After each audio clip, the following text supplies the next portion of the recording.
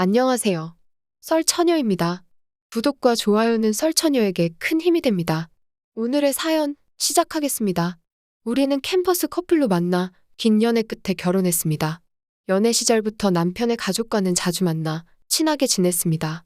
남편의 누나, 지금의 형님의 남편은 미국계 한국인으로 한국으로 발령받았을 때 형님을 만나 사랑에 빠졌고 결혼 후 미국에서 살게 되었습니다. 그렇게 누구나 부러워하는 삶을 살게 된 신우이는 한국이 그립다고 했지만 옆에서 보는 미국 생활은 여유롭고 행복해 보였습니다. 친구들은 신우이가 미국에 산다고 하면 다들 저보고 복을 타고 났다고 이야기했습니다. 하지만 그건 결코 좋지 않았습니다. 남편의 아버지는 일찍 돌아가시어 어머님께서 자식을 혼자 먹여 살렸다고 했습니다.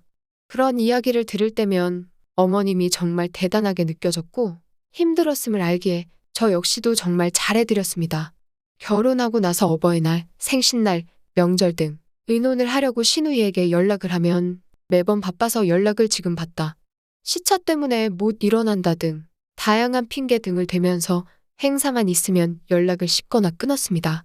그러다 자신이 필요한 게 있으면 보내줄 수 있냐고 이야기했습니다. 이런 행동에 슬슬 짜증이 나기 시작했습니다. 저도 신우이가 필요하다는 물건이 있으면 바쁘다는 핑계로 보내주지 않게 되었습니다. 그러던 중 건강하시던 어머님은 갑자기 건강이 안 좋아지셨고 입원하게 되었습니다. 사유는 암. 행복하기만 해도 시간이 모자란 어머님께 이런 일이 생기니 마음이 좋지 않았습니다. 어머님은 늘 자신을 헌신하시며 살았기에 그 흔한 보험조차 있지 않아 많은 병원비 부담에 걱정이 되었습니다. 경제적으로 여유가 없어 미국에 있는 신우이에게 연락을 하였습니다. 형님은 제 말을 듣고는 우리 엄마 어떡해? 한동안 말을 하지 못하였습니다. 그 마음을 잘 알기에 우선 전화를 끊었고 수술 비용과 병원비 등에 대해서 상의를 하려고 카톡을 남겼는데 그 이후로 익십을 하고 아무런 답장이 없었습니다. 우선 어머님의 건강이 먼저라고 생각하여 먼저 수술 날짜를 잡았고 형님한테는 지속적으로 연락을 했지만 연락이 되지 않았습니다.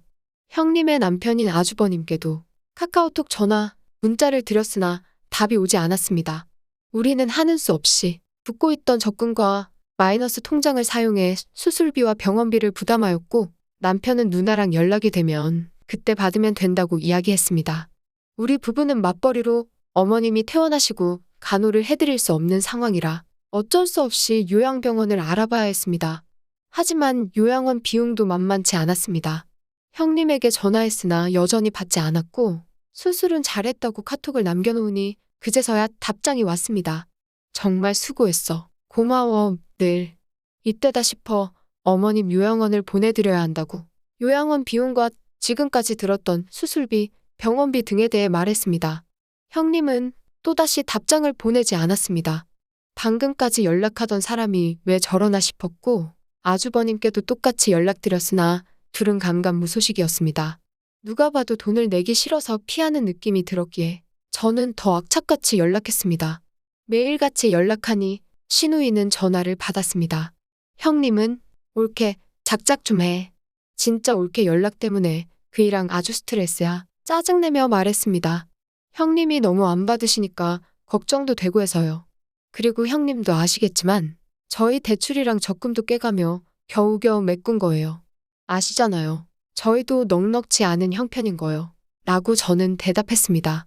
우리는 외국에 있는데 올케네가 엄마 챙기는 게 맞지. 이야기하셨고 형님, 그건 아니죠. 자식의 도리로서 하는 건데 그렇게 말씀하시면 섭섭해요. 솔직히 명절이고 생신, 어버이날에 저희가 옆에 있으니까 챙겨드렸어요. 근데 그때도 미리 연락드리면 맨날 연락 안 받으시고 다 끝나고 나면 뒤늦게 연락하시고 그건 이해한다고 해요. 이번 일은 다르죠. 저는 대답했습니다. 뭐가 달라? 옆에 있는 사람이 병원도 데려갈 수 있는 거고 타지에 있는 우리한테 부담하라는 건 아니지. 너무 당당하게 말해. 할 말을 잃었습니다. 그래도 받을 건 받아야 한다고 생각해. 형님, 어머님이 어떻게 키워주셨는데 이렇게 나몰라라 하는 건 아니죠? 그리고 어머님 보험이 없으시잖아요. 한두 푼 아니에요. 말씀드렸습니다. 그러자 형님은 올케 우리도 먹고 죽을래도 없어? 외국 사는 사람은 모두 돈 많은 줄 알지? 그거 다 편견이야. 얄밉게 말했습니다. 저희도 돈이 많아서 부담한 거 아니잖아요. 당장 수술 안 하시면 큰일 난다고 해서 적금 깨고 마통 쓴 건데 이번 달부터 이자도 내야 돼요. 부탁 좀 드릴게요. 저는 다시 한번 좋게 이야기했습니다. 그러니까 누가 대출 받고 적금 깨래? 나는 모르겠고 올케네가 빌린 거니까 둘이서 알아서 해. 난 바빠서 이만 끊을게. 형님은 전화를 뚝 끊었습니다. 다시 한번 연락했지만 핸드폰은 아예 꺼져 있었고 짜증나서 그 이후엔 연락도 안 했습니다. 그렇게 우리는 몇 년 동안 적금과 마이너스 통장 갚느라 힘이 들었습니다.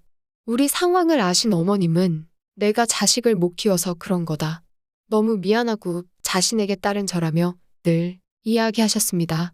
형님의 무책임한 행동에 화도 났지만 그래도 어머니가 건강을 회복하셔서 그나마 위로가 되었습니다. 그렇게 몇 년이 흘러 남편과 저는 허리띠를 졸라매며 빚을 모두 청산했습니다. 그러던 중 어느 날 갑자기 형님이 잘 지내냐며 카톡이 왔습니다. 저는 달갑지 않아 웬일이냐며 답장을 했습니다. 답을 보내자마자 바로 신우이에게 전화가 왔고 올케 잘 지냈어? 우리 이번에 그이가 한국 발령이 되었지 뭐야. 한국에 들어갈 것 같아서 연락했어. 밝게 인사하는 모습을 보고 그날의 일은 모두 잊은 건지 아니면 잊은 척 하는 건지 의아했습니다. 아, 그래요? 그래서요? 답하니 그래서는 뭘 그래서야. 당분간 지낼 곳 찾아볼까 하다가 우리 동생네 집이 있으니 안 찾았어. 거기서 좀 지내다가 찾아볼까 하고 괜찮지? 형님은 말했습니다. 좋은 감정이 있어도 같이 살까 말까 하는데 지 혼자 결론 내면서 이야기하는 게 아주 꼴사나웠습니다. 형님, 갑자기 연락하셔서 저희 집에서 지낸다고 하시는 건 아닌 것 같아요. 그리고 그이랑도 이야기해봐야 하고요. 확인하고 알려드릴게요. 좋게 이야기했습니다.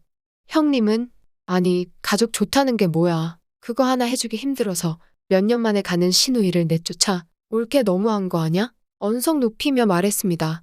형님, 말씀 잘하셨어요. 그때 어머님 병원비 관련해서 형님이 저희한테 어떻게 하셨는지 까먹으셨어요? 아니면 잊은 척 하시는 거예요? 그래놓고 뭐요? 가족이 나 몰라라 해놓고 이제 와서 도와달라고요? 입장 바꿔 생각해보세요. 우리 부부 빚 갚느라 얼마나 힘들었는 줄 아세요? 라고 감정 섞인 목소리로 말하니 형님은 올케 세월이 이렇게 지났는데 그걸 아직도 이야기해? 정말 징글맞다. 그리고 그깟 돈 몇 푼 한다고 라고 말했습니다. 더 이상 이야기하고 싶지 않아 전화를 끊자고 했습니다. 이기적인 줄은 알았지만 이렇게 지가 필요할 때는 당연하게 생각하는 게 화가 났고 남편에게도 절대 못 산다고 못을 박았습니다. 남편도 역시 우리가 그동안 힘들었던 걸 알기에 자신도 누나한테 정 떨어졌다고 했습니다. 얼마 뒤 형님네 부부는 한국에 왔고 돈이 없다고 하던 사람들 집엔 명품들이 가득했습니다. 형님은 어머님이 가지고 계시던 서울 근교에 위치한 아파트에서 살겠다고 이야기하면서 어머님이랑 이야기를 끝냈다고 했습니다. 그 아파트는 저희도 최근에 시어머니가 완전히 회복하시고 나서 알았습니다. 노후에 자식들에게 손 안 벌리려고 월세를 받던 아파트라고 했습니다. 그 이야기를 듣는데 너무 놀랐습니다. 최근 집값이 미친 듯이 올라 시세를 찾아보니 어마무시했습니다. 형님은 그럼 우리는 길바닥에서 사니 너네 부부는 왜 이렇게 이기적이니? 소리쳤습니다. 이기적이라는 단어가 형님의 입에서 나왔을 땐 정말 그 입을 찢고 싶었습니다. 형님, 이기적이라는 단어를 아시는 분이 그동안 왜 그렇게 어머님한테 그렇게 대하셨어요? 저도 모르게 속마음이 입 밖으로 나왔습니다. 그게 무슨 말이야. 올케 아직도 그 병원비 때문에 그러나 본데 올케도 정도 끝에 형님은 당황하며 말했습니다. 옆에 있던 남편은 누나, 말 그렇게 하는 거 아니지. 우리가 그것 때문에 몇 년을 고생했는 줄 알고나 하는 소리야? 그리고 그때 집사람이 얼마나 힘들었는데 근데 이제 와서 뭐 그 집까지 달라고? 그거 그동안 고생한 우리 엄마 노후 자금이야. 언성을 높였습니다. 그 집은 원래 내 거야. 내가 첫째인데 엄마 돌아가시면 그럼 누가 가져? 시누이는 당당하게 이야기했습니다. 돌아가셔? 할 말이 있고 안 할 말이 있어. 미국 다녀오더니 개념은 두고 왔나 봐. 남편은 말했습니다. 남편은 평소 조용한 성격인데 화내는 걸 본 시누이는 착한 척 하지 마. 너네도 그 집 욕심나잖아. 괜히 나한테 뺏길까 봐 그러는 거지. 너도 네 부인 닮아서 돈돈돈 하면서 아주 혈안이 났구나. 정신 나간 소리를 했습니다. 형님, 거기서 제 이야기가 왜 나와요? 그리고 뭐요? 돈. 그 돈을 제가 혼자 썼어요? 어머님 병원비였잖아요. 그리고 나몰라라 하신 게 누구신데 이제 와서 그렇게 말씀하시는 건 아니죠? 대답했습니다. 옆에 계시던 어머님은 너네 다 그만해라. 그 집은 내 거야. 누나가 살 곳이 없다고 하도 징징대서 내가 그 집에서 살 거냐고 물어본 거야. 당연히 월세는 받을 거고 말씀하셨습니다. 그리곤 할 말이 있다 하시어 모두 앉아보라고 했습니다. 시어머님은 내가 나중에 말하려고 했는데 그 집은 내가 죽고 나서 둘째내 줄 예정이다. 우리를 보며 말하셨습니다. 남편과 저는 이게 무슨 소린가 서로를 쳐다보았고 시누이는 전혀 탐탁치 않아 했습니다. 엄마, 그건 아니지. 나도 엄마 자식인데 그 집을 왜 쟤네한테만 물려줘? 소리쳤습니다.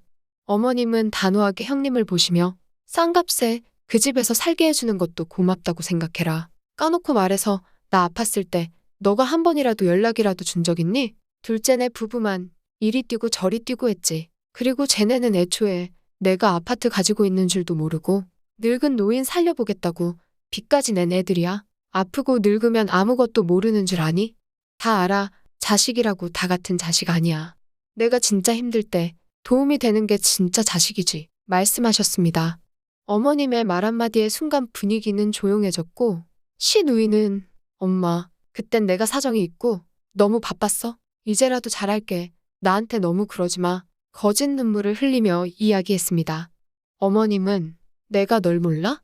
연기 그만해. 이게 보자 하니까 날 뭘로 보고? 네가 들고 온 가방이며 시계 다 명품인 거 안다. 넌 옛날부터 그랬어. 지 필요할 때만 아양 떠는 거. 미국으로 돌아가라. 말씀하셨습니다. 어머님의 냉정한 모습에 쌤통이다 생각했고 언제나 진실되었던 어머님께 다시 한번 감동하게 되었습니다. 지금 어떻게 되었냐고요?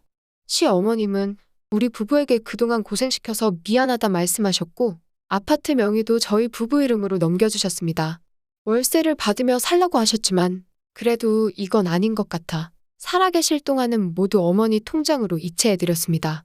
형님네는 그날 이후 어머님께 떨어질 콩고물이 없다고 생각했는지 저희 부부와 어머님 모두에게 연락을 끊고 살고 있습니다.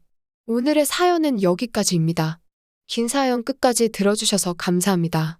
구독과 좋아요는 썰처녀에게 큰 힘이 됩니다.